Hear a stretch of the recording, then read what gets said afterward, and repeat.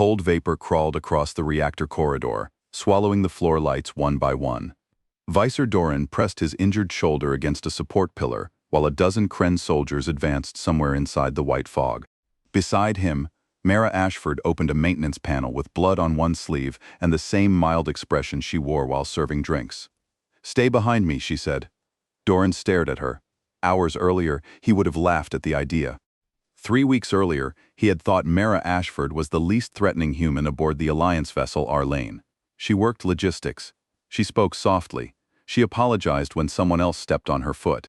At diplomatic functions, she volunteered to carry trays because, according to her, standing around doing nothing made her uncomfortable. The first crack in that harmless image had appeared during a routine airlock malfunction. A pressure seal failed. Crew members scattered. Mara walked directly toward the control panel. While Doran's 3 hearts hammered out of rhythm, she isolated the damaged section, rerouted the locking sequence, and stopped the decompression before emergency teams reached them. When the warning lights died, she pushed dark hair from her eyes. "Sorry," she said. "That seal has been unreliable since the last docking." Doran had stared. "You weren't frightened?" Mara gave him a small shrug. "Being frightened doesn't repair anything." That answer bothered him more than panic would have. Doran began noticing things. During emergency drills, explosions made other humans flinch. Mara barely blinked. In crowded rooms, she always knew where the exits were. Her hands carried old scars. Her personnel file contained years of blank space and one sealed notation. Civilian survival record. During inventory duty, Doran finally asked, "Your childhood records are missing." Mara kept counting ration packs. "They're private. Was your home dangerous?" Her hand stopped. For several seconds, the cargo bay hummed around them.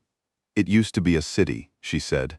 "By the time I was born, mostly water, rust, and pieces of buildings were left." Then she resumed counting. That was all she gave him. The Krenn delegation arrived that evening. Their leader, Tharsk Mulvane, wore ceremonial armor and treated every conversation as though somebody had challenged him to a duel. At the welcoming reception, his gaze settled on Mara. She stood beside the wall carrying a tray. "This," Tharsk said, "is humanity's strength?"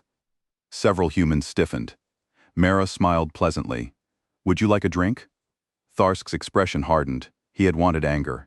She gave him hospitality. Doran suddenly understood something. Her calm was not emptiness. It was restraint. 2 nights later, a relay near the reactor burned out. Chief Engineer Daniel Cole examined the damage. Manual bypass. Sabotage. Mara was unsurprised. "Check incoming cargo," she told Doran. Whoever did this needed specialized tools. They found those tools inside an unmarked container 48 hours later. Captain Halden Voss increased security, but without direct evidence tying the sabotage to the Krenn, openly accusing them could destroy the summit. Then cameras failed for exactly 4 minutes. A manifest changed. Krenn voices were overheard near maintenance shafts. And Doran found Mara studying the Arlane's internal schematics. "You've memorized the maintenance routes?" "Yes." "Why?" She finally looked at him. "Where I grew up, people who waited until danger arrived to find an exit usually didn't find one." The following night, Doran woke to gunfire. Not an alarm, gunfire. The Krenn had boarded the Arlane.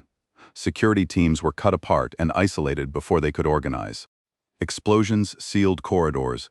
Communications vanished from entire decks. Doran reached a junction just as a Krenn soldier stepped through the smoke. He raised his weapon, too slowly. Someone struck the attacker from the side. The Krenn slammed into the wall. Mara caught his weapon before it hit the deck. The quiet logistics officer moved with terrifying economy. No wasted motion, no hesitation, no anger. Another attacker appeared. Mara closed the distance before he could aim, drove the weapon aside, and dropped him hard enough that he did not rise. Doran could only stare. The transformation was not what frightened him. It was the absence of transformation. Her breathing remained measured. Her eyes remained clear. She was still Mara, only now she had stopped pretending she was helpless. "Who are you?" Doran whispered. Mara checked the corridor. "Someone who has done this before." "Where?" "My home." An explosion shook the deck. She looked toward the reactor. "And I'm not losing another one." They moved. Mara navigated maintenance passages from memory, repeatedly changing direction seconds before Krenn patrols crossed their path. Near reactor access, they found the main boarding force. Too many. Mara opened a coolant control panel. "What are you doing?" "Changing the battlefield." She vented coolant into the corridor. White vapor exploded from the vents. Krenn sensors failed inside it. Their formation slowed. Mara and Doran retreated to a narrow choke point and held it while the attackers stumbled through the fog. Daniel Cole arrived with engineers carrying improvised weapons. For several desperate minutes, the Arlane stopped being a diplomatic ship. It became something fighting not to die. Then Tharsk Mulvane stepped through the mist. "Surrender the reactor," he called. "Further resistance is pointless." Mara emerged from behind the pillar. Tharsk recognized her, the woman with the drink tray. "You called humans unpredictable," Mara said. His weapon remained raised. "I called you unstable." "No, you assumed unpredictable meant weak."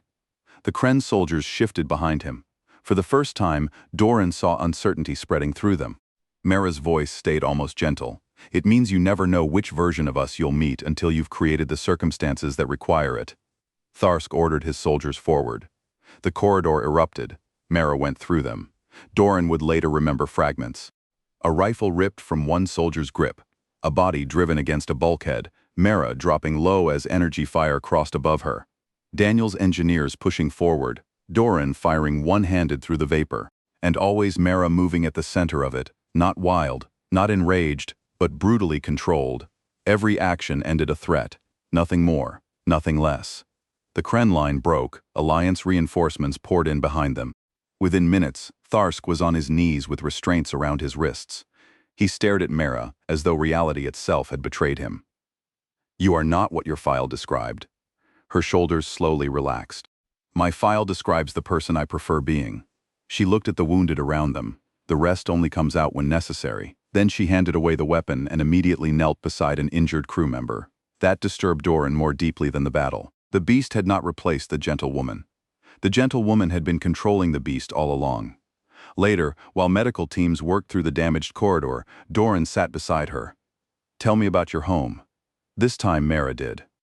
Ashwater Hollow had been abandoned after floods and failed engineering projects swallowed its lower districts. Government services disappeared. Families survived among half-drowned buildings. Children learned which structures would collapse, which water was safe, which plants could be eaten, and how to protect themselves when nobody was coming to help. Mara had lost her brother during a supply run. Later, disease took friends from her shelter. Every death became a lesson. When Earth began selecting people for first contact work, she said, they wanted humans who could remain functional under impossible pressure. You qualified? Easily. Doran finally understood the sealed file. Humanity had not hidden monsters.